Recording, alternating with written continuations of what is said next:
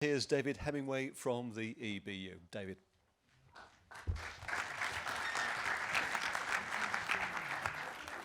Thank you, David. I was going to introduce myself in my BBC hat on first, but I'll go with EBU. No, I'm going to go with BBC first, actually, because that's the place to start. I work in the BBC's Distribution Business Development Department. I'm a Senior Distribution Manager, and I'm pretty much responsible for ensuring the BBC's access to spectrum for all our content distribution in the UK, and increasingly for content production as well.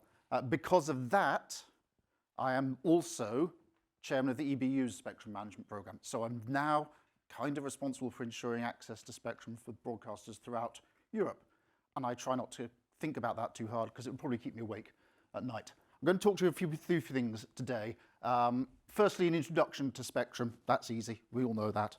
Then we're going to talk about the international regulatory framework, which is not quite as boring as it sounds. And then I'm going to talk to you about the threats to spectrum access for broadcasters, particularly for radio broadcasters, that probably every one of you in this room is facing, though you may not know it yet. By the end of this talk, I want you to be scared. I'll do my best. Electromagnetic spectrum. I know some of you are IP engineers, you may not think this is relevant. I pretend that you all understand what spectrum is. If you don't, then the challenge to the man at the back is to put a pithy definition of spectrum up on the screens here in the next few seconds. And while he does that, I'll move on. Spectrum is a limited resource. Okay, it's infinite. It goes down all the way and up all the way, but effectively, it's a limited resource. So that means there's competition for access to parts of that spectrum band. Some parts have more competition than others. Parts of it are fundamentally useless for communications, which is what we use it for. Other parts are really fought over. And more services are constantly demanding access to spectrum. Mobile phones, we heard about the amount of data people are consuming on their mobile phones. That requires spectrum. One way of getting more data to more mobile phones is to throw more spectrum at it. So that is one of the very common increases in user capacity being demanded from the spectrum now.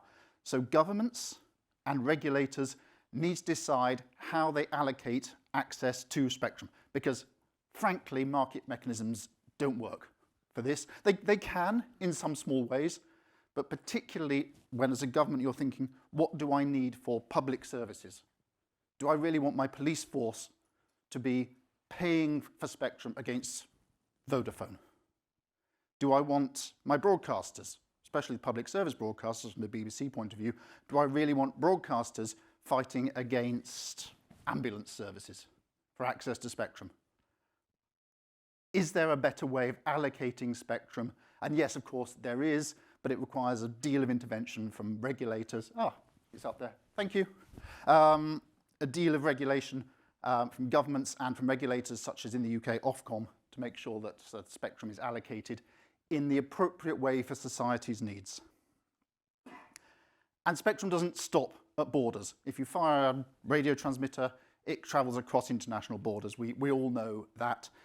And so, because of the benefits that accrue from harmonizing internationally how spectrum is used, there is an international framework in place. There's a body of the United Nations called the International Telecommunications Union.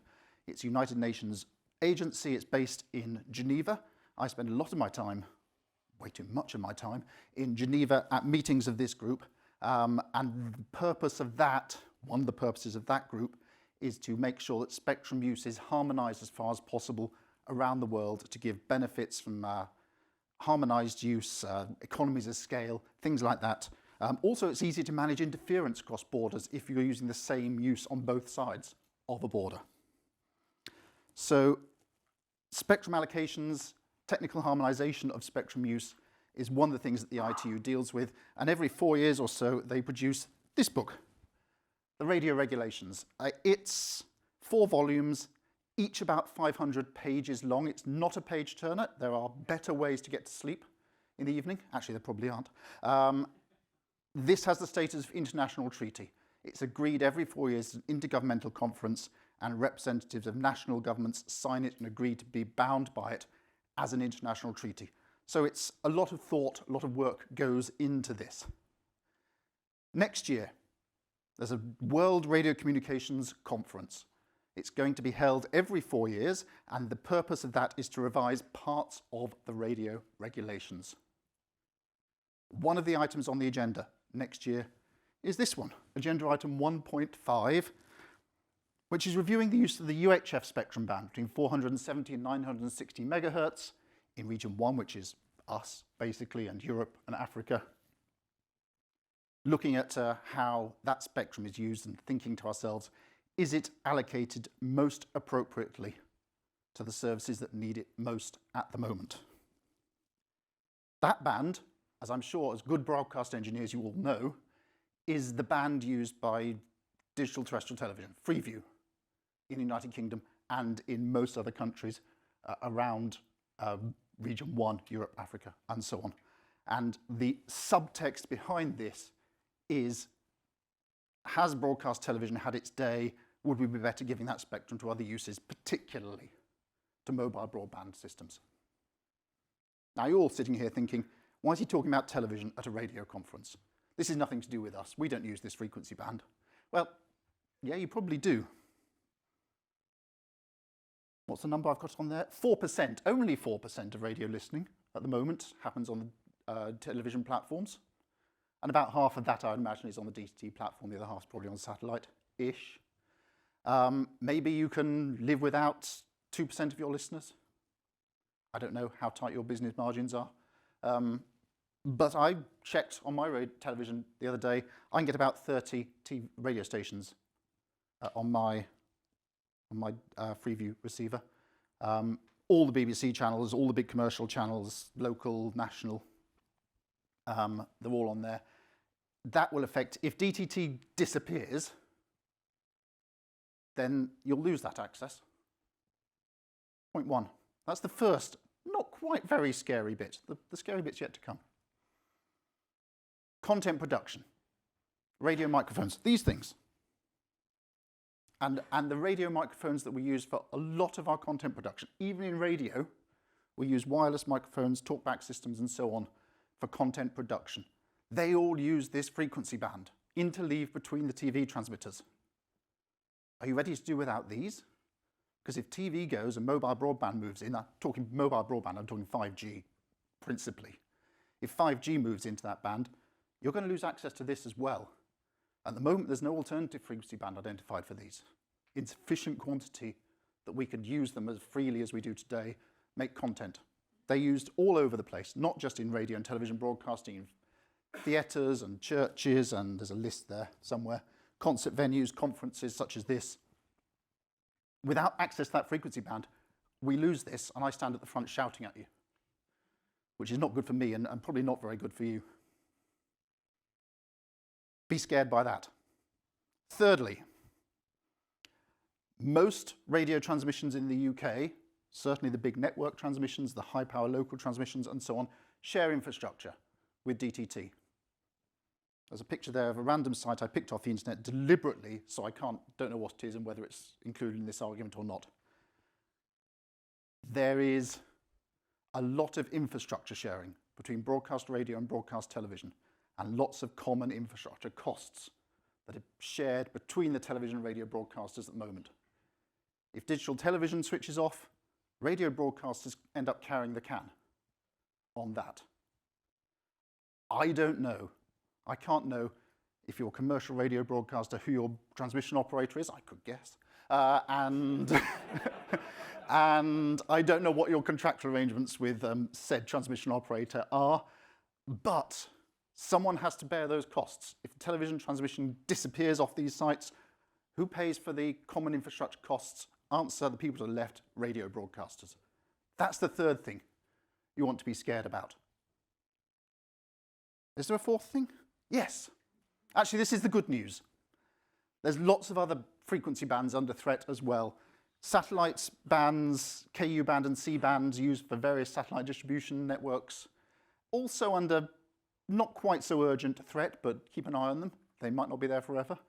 The good news is that AM, FM, DAB, no one's really interested in those bands. We can keep using those if we want to, if we can afford to, for as long as we want. At the moment, frankly, all this talk about FM switch off is all fantastic, but there's no urgent need for that band for any other use. No one wants band 3 that we use for DAB at the moment. That's good news as well. So 3 things that you really should be quite scared about. 3 things that if you're not aware of, the chances are your management isn't aware of, and probably they want to be starting to ask some difficult questions about those 3 things. Radio on DTT, but maybe we don't care enough about that to make too much of a problem. Content production, do we care about access to spectrum for content production? Yeah, I think we probably do. No, it's all very well operating radio companies. It's nice to make programs put out on those radio stations. And thirdly, do we care about how much it costs to transmit? Oh, yes. Yes, I'm sure we do. I can't see radio going off air in the same timescale that television might go off air. This is all about unintended consequences. If you speak to Ofcom, they'll say to you, oh, well, this co-prime, it's not going to make any difference to television in the UK. Oh, yeah, it could do.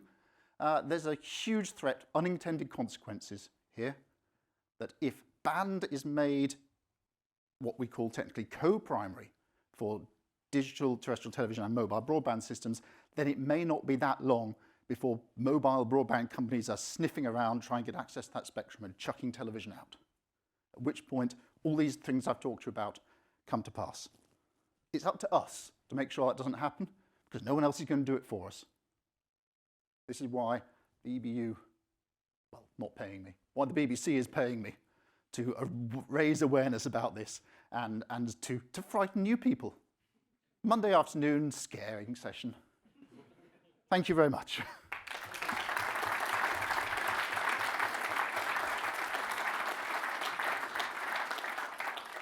When you say it's up to us, what are we supposed to do to make sure voices are heard? Talk to Ofcom, talk to government, DCMS, raise awareness. Well, I suspect there's no managing directors of big domestic radio companies in the room. Make sure they are aware. Make sure that they have clocked the issue and make sure they are ready to talk to, when they go in for their regular meetings with Ofcom, that this is something they're prepared to raise. One question? Burning question for anyone? Let's take one right at the back there. Who's got the... Somewhere I've got it. How dare, right. Where was it? There we are. I'm not going to get there. 2 stages. Thank you. Yeah, hi there, it's Phil Kesby, Archiver. My Phil. question really is... Oh, Phil, if I'd known you were in the room. Yeah. It's about putting pressure on the mobile network operators. So rather than a continuous land grab, it's about the efficient use of spectrum they've already got. So as you go down in frequency, especially in handhelds, as you go lower in frequency, the handheld antenna gets less efficient. And it's a less efficient use of spectrum as you progressively go lower in frequency. So I wonder if there's any studies, for example, at EBU, who are looking into this. Yeah, there's all sorts of studies showing that the lower frequencies you get for handheld devices, this spectrum isn't so valuable. It doesn't work quite so well. And the mobile operators turn around and say, well, it's still better than the nothing we have there at the moment.